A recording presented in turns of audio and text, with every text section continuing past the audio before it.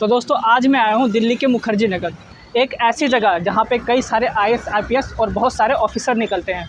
कईयों का सपना पूरा होता है, कईयों के सपने टूटते हैं और कईयों के उम्र बीत जाती है। तो दिल्ली के मुखर्जी नगर यहाँ की डार्क रियलिटी को जानें और ये भी जानेंगे कि एक एस्पिरेंट की लाइफ कितनी ज़्यादा ईजी या फिर कितनी ज़्यादा हार्ड होती है। देखते मैं आ गया हूँ एक एस्पिरेंट के घर और आइए इनसे बातचीत करते हैं और इनकी जर्नी, इनकी लाइफ जानते हैं कि एक एस्पिरेंट की लाइफ क्या होती है, कैसे खर्चे होते हैं, यहाँ पे सर्वाइव करना कितना आसान या फिर कितना मुश्किल होता है। तो अभी फ़िलहाल मैं उस कमरे में बैठा हूँ जहाँ पे एक एस्पिरेंट आईएएस बनने के लिए तैयारी करता है, एक एग्ज़ाम निकालने की तैयारी करता है। और आप जो ये देख रहे हैं रूम, ये मैं आपको अच्छे दिखा देता हूँ। ये वो रूम है जहाँ एक स्टूडेंट अपना तैयारी करता है। ये देखिए, ये कुछ स्टडी मटेरियल है, यहाँ पे टेबल है, यहाँ पे कुर्सी है और ये देखिए यहाँ पे सब चीज़ लगा हुआ है, पढ़ने का, कुर्सी, टेबल, चेयर। और यहाँ का रूम देखिए आप, कि रूम किस तरह से इन्होंने सजाया है, मानचित्र वगैरह सब लगाया है। एक तैयारी करने के लिए जो चीज़ चाहिए होता है ज़रूरतमंद, वो सभी चीज़ है। और एक ऐसा मोटिवेशन देने के लिए यहाँ पे एक लिबासना का पोस्टर भी है, जैसे आप देख सकते हैं लिबासना, जो कि आईएएस ट्रेनिंग का ही होता है। और जब कोई एग्ज़ाम क्लियर कर जाता है तो यहीं पहुँचता है लिबासना आईएएस ट्रेनिंग के लिए। तो आपका क्या नाम है? मेरा नाम चिंटू कुमार हुआ। कहाँ से आए आप? हम बिहार से हैं कब आए थे? और लमसम आए तो थे काफ़ी पहले, जैसे कि ग्रेजुएशन दिल्ली यूनिवर्सिटी से ही हुआ है तो 2019 में ही आए थे। लमसम 2019 से 22 सेशन था, उसके बाद 22 से लगातार 26 तक अभी यहीं है दिल्ली में ही। तो आप बिहार से यहाँ दिल्ली आए, तो आपका क्या सपना था कि आप पढ़ने के लिए आए या फिर एग्ज़ाम के लिए तैयारी करने के लिए आए? क्या सपना था आपका? सपना था कि भाई पहले तो ये था कि दिल्ली यूनिवर्सिटी में एडमिशन हो जाए और एडमिशन के साथ-साथ एक सबकॉन्शियस में माइंड में था कि एक कॉम्पिटिशन का भी तैयारी करना है, विशेषकर यूपीएससी, बीपीएससी। तो ग्रेजुएशन तो हो ही गया, साथ-साथ तो तैयारी भी चल रहा है, अभी तक प्रोसेस अच्छा, में ही है। तो आपका खर्चा कितना लग जाता है 1 महीने का यहाँ पे एक तैयारी करते हो तो?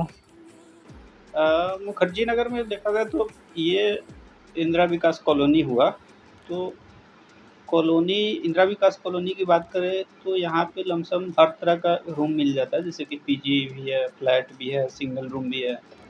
तो हर चीज़ का अलग-अलग मतलब रेंट है। जैसे कि हमारा फ्लैट है तो फ्लैट का लमसम वही 12,000 के आस-पास में आ जाता है फ्लैट का रेंट सिर्फ़। लेकिन हाँ, अगर 4 आदमी 5 आदमी रहते हो तो एक आदमी का मिनिमम 5-6 हज़ार के आस-पास नहीं, 6 से 7,000 के आस-पास में मतलब महीना चल जाता है।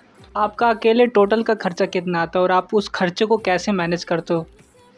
अकेले जैसे कि कुछ अगर कह दें कि एक्स्ट्रा कोई खर्च नहीं है बाहर का, जैसे कि आप कोई अलम-पाती कुछ नहीं करते हैं, जैसे कि चाय हो गया, सिगरेट हो गया, जो ख़ासकर स्टूडेंट सब पीता है, वो नहीं करते हैं। या कहीं ज़्यादा उतना ज़्यादा ट्रैवलिंग घूमते-फिरते नहीं है दिल्ली में, या कुछ जैसे कि क्या है कि दिल्ली थोड़ा-सा वो ऐसा जगह है जहाँ पे लोग स्टूडेंट विशेषकर भटक भी जाता है, क्योंकि यहाँ इतना रंगा-रंग माहौल है। तो डिपेंड करता है कि इस रंगा-रंगा माहौल से आप कितना दूर हैं। तो अगर दूर है तो खर्चा कम पड़ेगा, तो कम से कम 6,000, कम से कम 6,000 में चल जाएगा, मतलब कि 6,000 से जितना एक स्टूडेंट का 6,000 वो सर्वाइव कर जाएगा मुखर्जी नगर में एग्ज़ाम की तैयारी करने के लिए? हाँ, एकदम बिल्कुल, बिल्कुल हाँ। आप किस चीज़ की एग्ज़ाम की तैयारी करते हैं यहाँ पे? यहाँ पे तो यूपीएससी, बीपीएससी, बस सिविल सर्विसेज़ का। कितने साल से कर रहे हैं आप तैयारी? वही लमसम 22 में ग्रेजुएशन खत्म हुआ, उसके बाद से लगे हुए हैं, लगभग लगभग 4 साल होने को है अभी। तो इन 4 सालों में आपने कभी कोई अटेम्प्ट दिया है? हाँ, बिल्कुल। कौन-सा अटेम्प्ट? 22 में हुआ था ग्रेजुएशन, उसके बाद में 23 में दिए थे, 24 में भी दिए थे, 25 में भी दिए थे। कौन-सा अटेम्प्ट दिए थे आपने? 25 में थर्ड अटेम्प्ट था। कौन-सा एग्ज़ाम? यूपीएससी का, बीपीएससी का भी लगातार उसी समय से देते आ रहे हैं, दोनों साथ-साथ में। तो हर बार 4 नंबर, जैसे बीपीएससी में पिछले बार 70वीं का हुआ, 71वीं का हुआ, 71वीं में 5 नंबर से कम हो गया, मतलब नहीं हुआ। 70वीं में जैसे देखा जाए तो उसमें भी लगभग 6 नंबर से कम मतलब कि नहीं हो पाया। तो प्रोसेस में लगे हैं। मतलब कि आप रिज़ल्ट के बहुत ज़्यादा करीब थे, बस 4-5 नंबर से आप छूट जा रहे थे।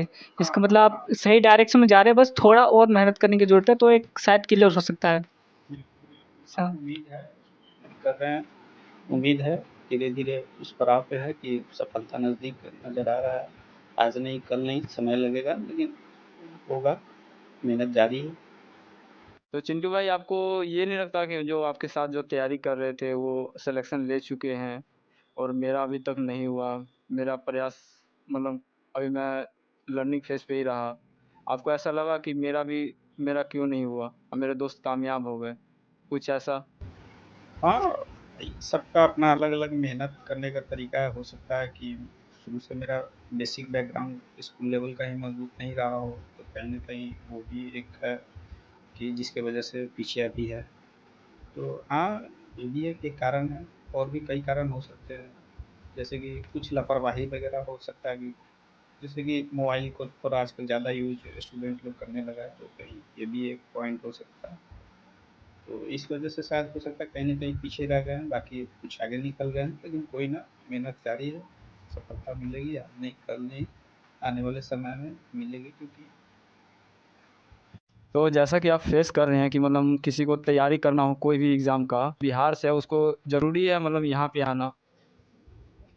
अभी ऐसा तो उतना ज़्यादा ज़रूरी नहीं है कि भाई यहाँ पे एकदम मुखर्जी नगर में आकर ही तैयारी को एकदम जारी करे। ऐसा कोई ज़रूरत नहीं है, क्योंकि आप आजकल ऐसा हो गया है कि ऑनलाइन सारी चीज़ उपलब्ध हो गया है। जैसे ऑनलाइन में कोई कोर्स हो गया, ऑनलाइन कोर्स हो गया, तो आप ऑनलाइन कोर्स परचेज़ करके आप जहाँ भी है, चाहे गाँव में, अपने डिस्ट्रिक्ट में, या अपने मतलब कि कोई स्टेट है, उस स्टेट के मुख्यालय में भी जाकर तो पढ़ ऑनलाइन में सकते तो हैं। डिस्ट्रैक्शन भी बहुत सारा है। तो हाँ, वो तो है, डिस्ट्रैक्शन तो है, लेकिन वही है कि आप कितना मैच्योरिटी से उसको इस्तेमाल करते हैं, क्योंकि जितना ज़्यादा डिस्ट्रैक्शन होगा उतना ही आप तैयारी से दूर चले जाइएगा। तो जब वो थोड़ा-सा कंट्रोल करना पड़ेगा खुद को, क्योंकि उसमें तो क्या, एक घर परिवार या हम लोग बता ही सकते हैं ना कि ये डिस्ट्रैक्शन है, कि ये ज़्यादा यूज़ नहीं करना। तो आप वो तो खुद से बचना पड़ेगा। वो घर परिवार के बारे में कहे तो फिर घर परिवार को कैसे कन्विंस करते हो? कैसे मतलब उनको आश्वासित करते हो? कैसे मतलब बताते हो कि हाँ, कि क्या मतलब तैयारी।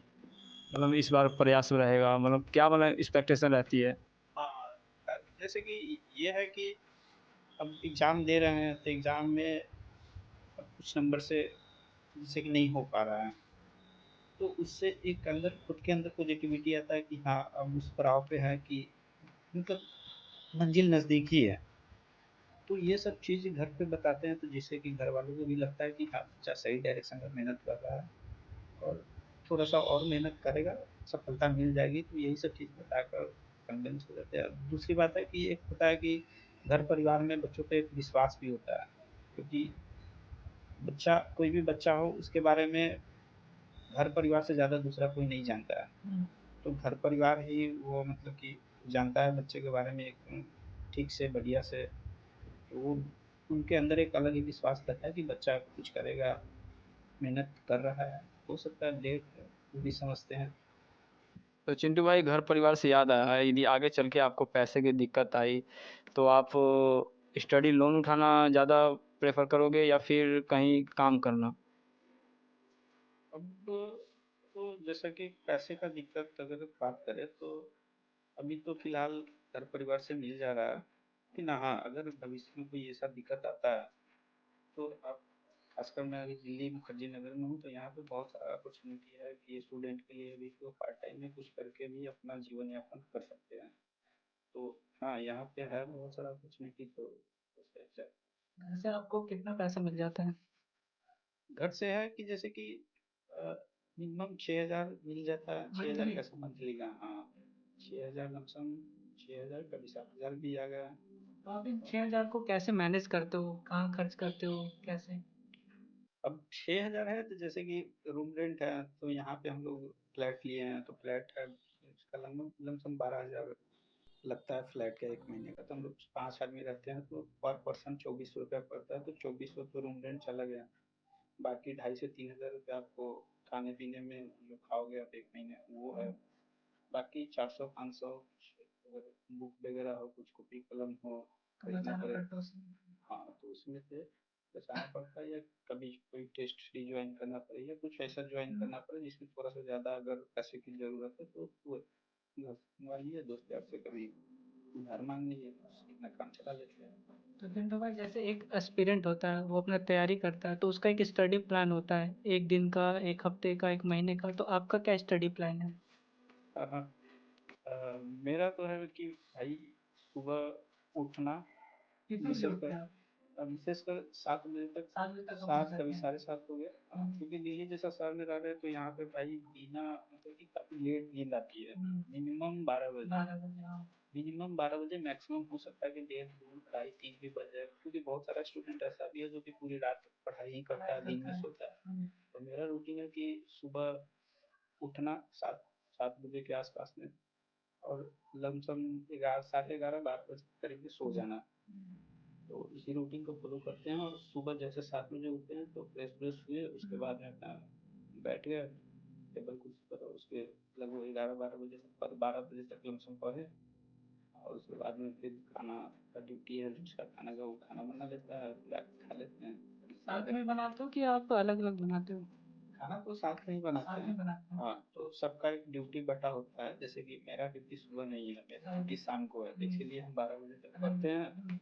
और जैसे खाना बन गया तो उसके बाद में खाना खा लेते हैं, खाना खाने के बाद जो भी हो 10 मिनट, आधा घंटा रेस्ट किए, थोड़ा सा माइंड को रिलैक्स किए, थोड़ा देर तक बैठे, तो उसके बाद फिर से अपना पढ़ाई करते हैं। कोचिंग वगैरह ज्वाइन किया आपने? कोचिंग कभी ज्वाइन नहीं किया।